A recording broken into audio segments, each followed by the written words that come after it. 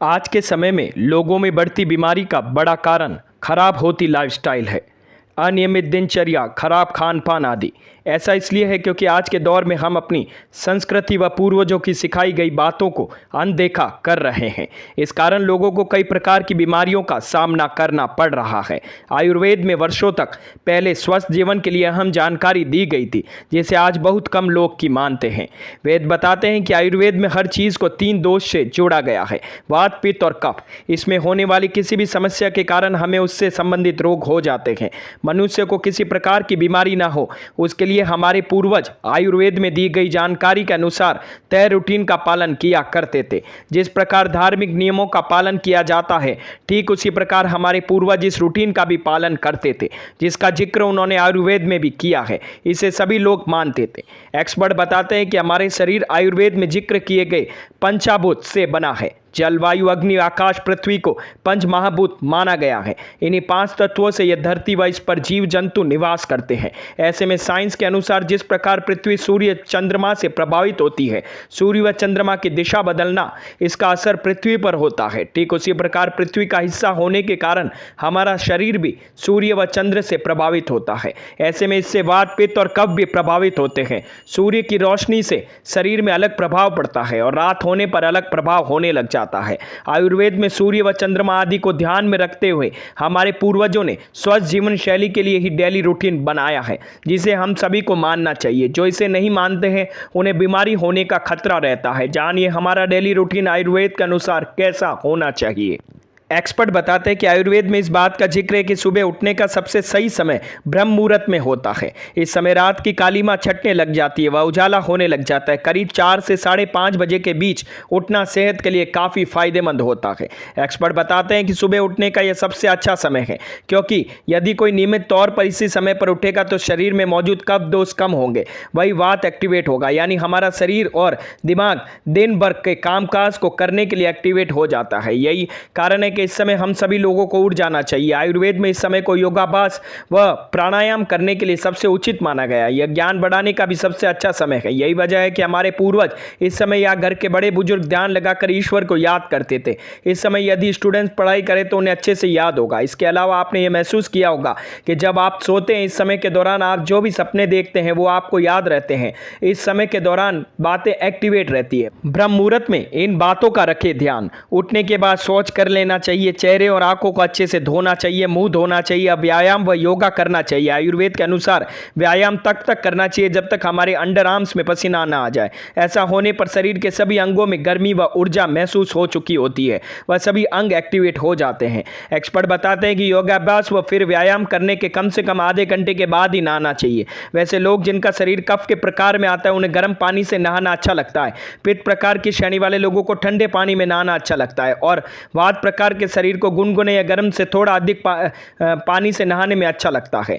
हमें ठंडे व गर्म पानी से नहाना ये काफ़ी हद तक बाहर के तापमान पर भी निर्भर करता है। एक्सपर्ट बताते हैं कि आयुर्वेद के अनुसार ठंडे व सामान्य रूप से टेम्परेचर वाले पानी से नहाना सेहत के लिए काफ़ी फायदेमंद होता है। पानी को सिर पर डालकर नहाना चाहिए, इससे हमारे शरीर का सारा अंग स्वस्थ रहता है। गर्म पानी हमारे बालों के लिए अच्छा नहीं होता। सिर पर गर्म पानी पड़ने से आंखों व दिल के लिए नुकसानदायक होता है। ज़्यादा गर्म पानी से नहाने का जिक्र आयुर्वेद में नहीं है। आयुर्वेद में इस बात का जिक्र है कि नहाने के बाद अब ध्यान के लिए समय निकालना चाहिए। जिस प्रकार हमारे शरीर को व्यायाम की जरूरत पड़ती है, ठीक उसी प्रकार हमारे दिमाग को भी ध्यान की आवश्यकता पड़ती है। एक्सपर्ट बताते हैं कि इस ध्यान को हम भगवान की पूजा कर भी कर सकते हैं। आप चाहे तो अपने सामने ज्योति जलाकर या दिया जलाकर उस पर फोकस कर ध्यान लगा सकते हैं। आप नियमित तौर पर ध्यान करेंगे तो दिन भर के कामकाज को आसानी से कर पाएंगे व मेंटली रूप से आप स्वस्थ रहेंगे। हमेशा ध्यान को खाली पेट करना चाहिए। एक्सपर्ट बताते हैं कि भोजन का सेवन करने के बाद हमारे शरीर में डाइजेस्टिव सिस्टम एक्टिवेट हो जाता है और खाना पचाने की प्रक्रिया भी शुरू हो जाती है। ऐसे में ब्लड सप्लाई दिमाग में सही तरह से जाने के बजाय शरीर के अन्य अंगों में जाने लग जाती है। एक्सपर्ट बताते हैं कि हमेशा सूर्य निकलने के बाद ही नाश्ता करना चाहिए, क्योंकि जैसे जैसे आसमान में सूर्य निकलने लगता है, ठीक वैसे शरीर में अग्नि तत्व एक्टिवेट हो जाते हैं। आपने यह गौर किया होगा कि सूर्योदय के पहले यदि आप उठे तो आपको भूख नहीं लगती। यदि कोई आयुर्वेद की बताई गई दिनचर्या दिनचर्या के अनुसार उठे तो उसे सुबह 8 बजे के बाद ही भूख लगेगी। हेल्दी व्यक्ति के शरीर में इस समय तक मेटाबॉलिक एक्टिविटी हो जाती है। शरीर के अंग भोजन के पोषक तत्वों को हासिल करने के लिए तैयार हो जाते हैं।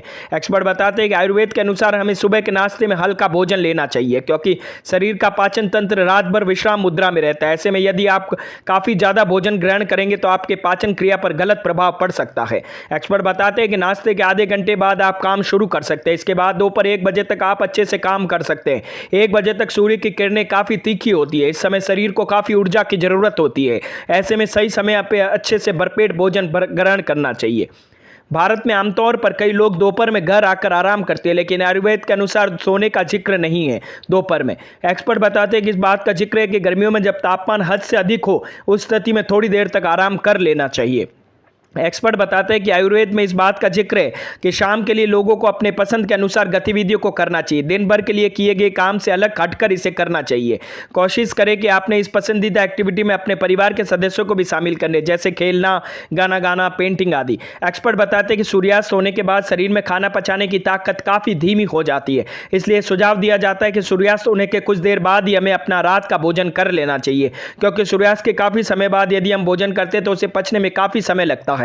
खाना खाने के बाद सोने के बीच कम से कम 2 घंटे का अंतर होना चाहिए, जिससे हमारे शरीर में हो रहे म्यूकस सीक्रेशन कंट्रोल में रहता है। एक्सपर्ट बताते हैं कि खाना खाने के तुरंत बाद सोने से मोटापे की समस्या हो सकती है। शरीर में भारीपन के साथ दिमाग में पूरी ताकत से सोच नहीं पाता, शिथिल हो जाता है। इसके अलावा कई अन्य समस्याएं भी होती हैं। एक्सपर्ट बताते हैं कि कई जीव है जैसे कि उल्लू, वो रात में जागते हैं, लेकिन इंसान उन जीवों में आता है जो रात होने पर सो जाता है। ऐसे में हम सभी को रात में सोना चाहिए। जैसे लोग जो रात में ज़्यादा देर तक जगते हैं, सोते नहीं है, उन्हें बीमारी होने की संभावना भी अधिक रहती है, क्योंकि वो प्रकृति के विपरीत जाकर काम करते हैं। इसके अलावा आयुर्वेद में बेड का भी जिक्र किया गया है। सोने के लिए बेड की हाइट इंसानों के घुटने से ज़्यादा नहीं होनी चाहिए। इस बात का लोगों को ख्याल भी रखना चाहिए। कफ की श्रेणी में आने वाले लोगों को, जिनका बॉडी मास जल्दी बढ़ता है, उन्हें कम सोना चाहिए ताकि शरीर ज़्यादा देर तक एक्टिव मोड पर रहेगा।